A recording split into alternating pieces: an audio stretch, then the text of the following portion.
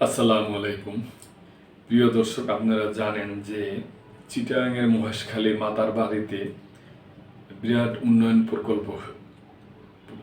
প্রকল্প হইতেছে। এই ব্যাপারে ডক্টর মোহাম্মদ ইউনূস ওনাদের যে বিশেষজ্ঞ প্যানেল আছে এবং ওনার যে উপদেষ্টা আছে এবং বিডার যে মানে প্রধান আছে ওনাদেরকে নিয়ে মিটিং করছেন।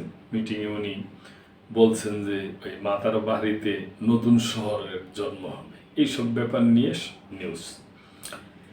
মহেশখালী মাতার বাড়িতে নতুন শহরের জন্ম হবে ডক্টর ইউনূস। মহেশখালী মাতার বাড়িতে শুধু গভীর সমুদ্র বন্দর নয়, গড়ে উঠবে এক নতুন শহর, এমন ভবিষ্যৎ পরিকল্পনার কথা জানিয়েছেন প্রধান উপদেষ্টা প্রফেসর মোহাম্মদ ইউনূস। বুধবার রাষ্ট্রীয় অতিথি ভবন যমুনায় মহেশখালী সমন্বিত উন্নয়ন কর্তৃপক্ষের সঙ্গে বৈঠকে তিনি এই ভিশন তুলে ধরেন। বৈঠকে উপস্থিত ছিলেন বিডার চেয়ারম্যান চৌধুরী আশিক মাহমুদ বিন হারুন, সদস্য কমোডোর তানজিম মারুফ ও মোহাম্মদ সারোয়ার আলম এবং প্রধান উপদেষ্টার এসডিজি বিষয়ক মুখ্য সমন্বয়ক লামিয়া মোর্শেদ ও প্রধান উপদেষ্টার কার্যালয়ের সচিব মোহাম্মদ সাইফুল্লাহ পান্না। বৈঠকে মহেশখালী মাতারবাড়ি প্রকল্পের উপর একটি প্রেজেন্টেশন দেন মিডার চেয়ারম্যান।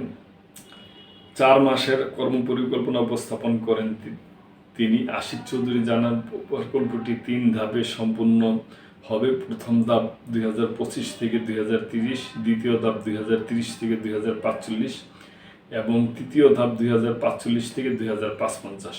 প্রকল্প বাস্তবায়ন হলে প্রায় 25 লাখ লোকের প্রত্যক্ষ ও পরোক্ষ কর্মসংস্থান হবে এবং জিডিপিতে 150 বিলিয়ন মার্কিন ডলার যুক্ত হবে। এ সময় প্রধান উপদেষ্টা বলেন, শুধু গভীর সমুদ্র বন্দর নয়, আমাদের একটা ব্লু ইকোনমি গড়ে তোলার ভিশন নিয়ে কাজ করতে হবে। ওই এলাকা শুধু একটা ফেসিলিটিং জোন হিসাবে না, বরং সেখানে একটা নতুন শহরের জন্ম হবে। সেখান থেকে আমাদের আন্তর্জাতিকভাবে কানেক্টিভিটি তৈরি হবে। সমুদ্রই হবে বিশ্বের পথে আমাদের মহাসড়ক।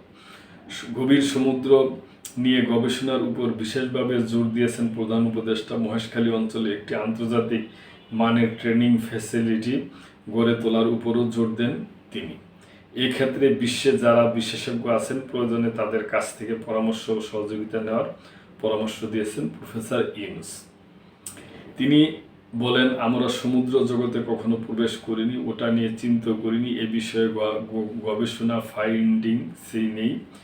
এর সম্পর্কিত কি গবেষণা আছে অন্য দেশের গবেষণাপত্র, সেটা আমাদের সঙ্গে মিলবে ভালো, সেগুলো খুঁজে বের করতে হবে এবং নিজস্ব গবেষণা করতে হবে। এজন্য প্রতিষ্ঠান দরকার, একাডেমিয়া গড়ে তুলতে হবে। ওশান ইকোনমি নিয়ে ইন্টারন্যাশনাল কনফারেন্স আয়োজন করতে হবে। এর পাশাপাশি পরিবেশ সংরক্ষণের উপরও জোর দিয়েছেন প্রধান উপদেষ্টা। বৈঠকে ইকো ট্যুরিজম পার্ক করার বিষয়ে আলোচনা হয়েছে। প্রধান উপদেষ্টা বলেন, সেখানকার বনভূমি এখন কি অবস্থায় আছে, ভবিষ্যতে আমরা বনভূমিগুলিকে কি অবস্থায় দেখতে চাই, সে পরিকল্পনাও করতে হবে। তো প্রিয় দর্শক, এটা দেশের উন্নয়নের ব্যাপারে নিউজ। আপনারা জানেন যে মহেশখালী মাতার বাড়িতে গভীর সমুদ্র বন্দর হচ্ছে এবং এটা একটা খুব আশাব্যঞ্জক একটা প্রকল্প। আমাদের এইটি থাকবো যে প্রকল্প যত তাড়াতাড়ি কাজ করে শেষ করা যায় এতই ভালো হবে, কারণ প্রকল্প দেরি হলে বাজেটের পরিমাণ আস্তে আস্তে বাইরে যায়। এটা দর্শক আপনারা জানেন, আমরা সবাই জানি। তো এই ব্যাপারে সরকার উদ্যোগী হবে এবং নজর রাখবে, এটি আমাদের আশা। প্রিয় দর্শক, আপনাদের এই ব্যাপারে কোনো যদি মন্তব্য থাকে তাহলে অবশ্যই কমেন্ট করবেন এবং সাবস্ক্রাইব করে আমাদের পাশেই থাকবেন। আল্লাহ হাফেজ।